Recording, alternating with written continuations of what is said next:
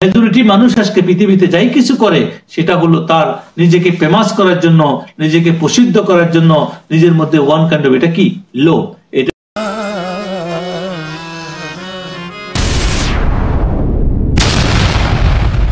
আজকে দর্শে খাজেগানের যে মফহুম হযরত ইয়াহিয়া মনরি রহমতুল্লাহ আলাইহি উনারই মুরিদ শাগরিদ হযরতে মৌলানা সদরুদ্দিন দামা ফাদলুহু রহমতুল্লাহ আলাইহির নামে তিনি এই সিটিটা লিখছেন। সেখানে মান সম্মান, লোভ এগুলা পরিত্যাগ করার সম্পর্কে তিনি লিখছেন। এই জন্য মেজরিটি মানুষ পৃথিবীতে আজকে নিজের মান সম্মানের জন্য, সম্মানের জন্য, অবস্থানের জন্য মানুষ আজকে সবকিছু করতেছে। সেই জন্যই তিনি মান সম্মানের বিষয়ে আসি তার এক ভাই এবং মুরিদ এবং তার কাছে উদ্দেশ্য করে বলতেছে, তিনি যখন চিঠি পাইছেন এটার মূল উদ্দেশ্য ছিল, তার বয়স ছিল প্রায় 60-র কাছাকাছি। তো তিনি এই বয়সে তিনি তৎকালীন সময় বাদশাহের হুকুমে তিনি বিচারপতির পোস্ট গ্রহণ করে ওনার কাছে চিঠি লিখছেন। তো সেই জন্য তিনি উত্তর দিচ্ছেন, ভাই আমি তোমার সুস্থতার কথা শুনে আল্লাহ শুকরগুজার করছি, কিন্তু সবচেয়ে বেশি কষ্ট পাইছি তুমি যখন বিচারপতি কাজীর পদ গ্রহণ করছো, আমার মনটা খারাপ হয়েছে। এই জন্য এটা বুঝাচ্ছেন যে আমরা বিভিন্ন দায়িত্বশীল, বিভিন্ন সম্মানের জন্য আমরা বিভিন্ন কাজকর্ম করি। এই সম্মান কাজ করতে যাই আমরা বিভিন্ন ভাবে আমরা আল্লাহ রাব্বুল আলামিনের হুকুমের নাফরমানি করি। আমরা আমাদের ক্ষমতার জন্য, আমাদের পাওয়ারের জন্য, আমরা আমাদের অর্থনৈতিকভাবে আমরা সমৃদ্ধ বড় বিজনেসম্যান হওয়ার জন্য, বড় পৃথিবীতে আমরা অনেক কিছু আমরা পড়াশোনা করি এই জন্য যে আমরা বড় চাকরি পাবো, বড় পোস্ট পাবো, আমরা বড় কিছু হব এই জন্য। এগুলা সবকিছুকে একটা মান সম্মানের ইচ্ছা। হ্যাঁ, আল্লাহ পাক যদি কাউকে মান সম্মান দেয় তখন সেটা ভিন্ন কথা, কিন্তু মেজরিটি মানুষ আজকে পৃথিবীতে যাই কিছু করে সেটা হলো তার নিজেকে ফেমাস করার জন্য, নিজেকে প্রসিদ্ধ করার জন্য, নিজের মধ্যে ওয়ান কাইন্ড অফ এটা কি লোভ, এটা হচ্ছে লালস।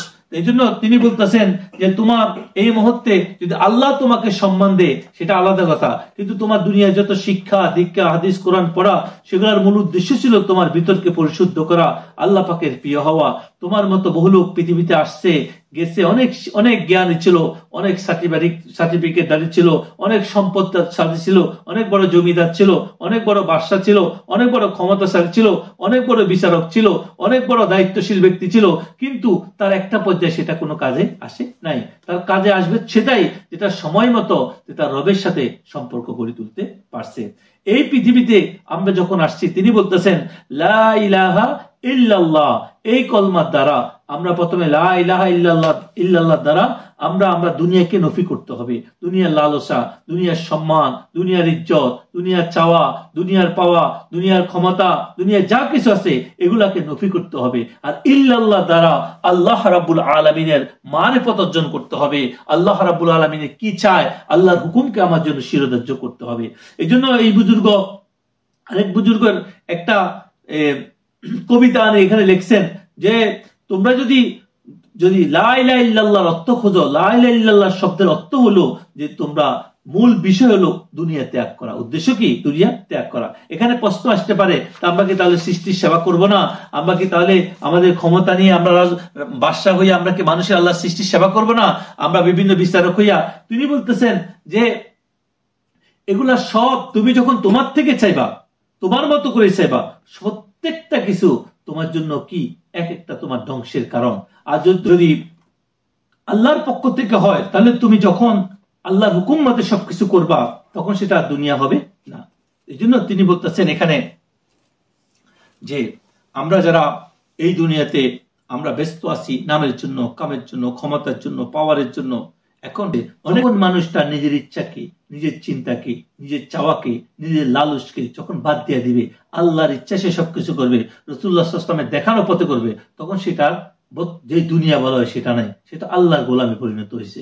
এই জন্য এটা আর দুনিয়া নয়। সে তখন বিবির জন্য, সমাজের জন্য যাই কিছু করো, সেখানে যদি আল্লাহ তাকে কোনো ক্ষমতা দেয়, পাওয়ার দেয়, কোনো কিছু দেয়, সেটা তার ইচ্ছায় নয়, সেটা আল্লাহর দেওয়া ইচ্ছায়। এই জন্য সে সৃষ্টির সেবা করবে, আল্লাহ যেভাবে পাঠাচ্ছে সেভাবে। আর আমরা যেভাবে চাচ্ছি সেভাবে আমরা জুলুম করা, বিভিন্ন ভাবে অত্যাচার করা আমরা মানুষের সম্পদ জব্দ করি, আমরা অপরের হক নষ্ট করি, আমরা ভাই বোনের হক নষ্ট করি, আমরা সমাজের হক নষ্ট করি, আমরা আমাদের কর্মচারীর হক নষ্ট করি, আমরা এভাবে নষ্ট করি, আমরা সম্পদশালী হই। এখন এই সম্পদ আমার অত্যাচারী, আমার জুলুমের কামাই। এই জন্য এটার দ্বারা আমি যদি কিছু করি না কেন সেটা কোনো বরকত হবে না। আমরা বিভিন্নভাবে মিথ্যার আশ্রয় নিয়ে প্রতারণা করি, আমরা ক্ষমতা দখল করি, আমরা বাদশাহী দখল করি, এবং আমরা যতই কিছু করি না কেন, ভালো উত্তম কাজ করি না কেন, কারণ সেটা আমি মন্দের বিনিময়ে করছি। এখন প্রশ্ন আসতে পারে, তো আমাকে তো আল্লাহই দিছে, এরকম প্রশ্ন করতেছে অনেকে। সেখানে উত্তর এরকম যে বলা হইতেছে যে তোমার ভালো মন্দ সবকিছু সৃষ্টিকারী কে? আল্লাহ তাআলা। ভালো মন্দ যা কিছু সবকিছু আল্লাহর পক্ষ থেকে সৃষ্টি করা হয়েছে। এটা যে তুমি খারাপ কাজ করো সেটা আল্লাহ করায়। আস্তাগফিরুল্লাহ। আমাদের উলামায়ে হক যারা, তারা বলছে যে পৃথিবীতে আল্লাহ পাক তোমাকে যত রকমের শক্তি দিছে উত্তম কাজ করার, এবং তোমাকে জ্ঞান দিছে, সেন্স দিছে, তোমাকে বুঝার, ভালো মন্দ বুঝার ক্ষমতা তোমাকে দেওয়া হয়েছে। এখন একটা মানুষ যদি সে ভালো মন্দ বুঝার ক্ষমতা হয় সেদিন থেকে তার জন্য হিসাব আসবে।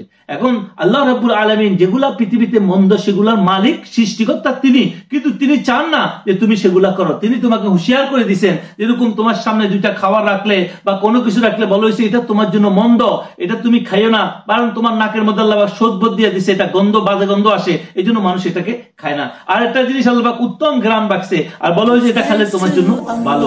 এইভাবে আমি যখন এখানে আমাকে আমার ব্রেনকে কাজ করতে পারি, আমার সতর্কতা কাজ করতে পারি, সেন্সকে কাজ করতে পারি, তো সেভাবে দুনিয়াতেও কোনটা ভালো কোনটা মন্দ সেটা আমাকে বোঝানো হয়েছে। তো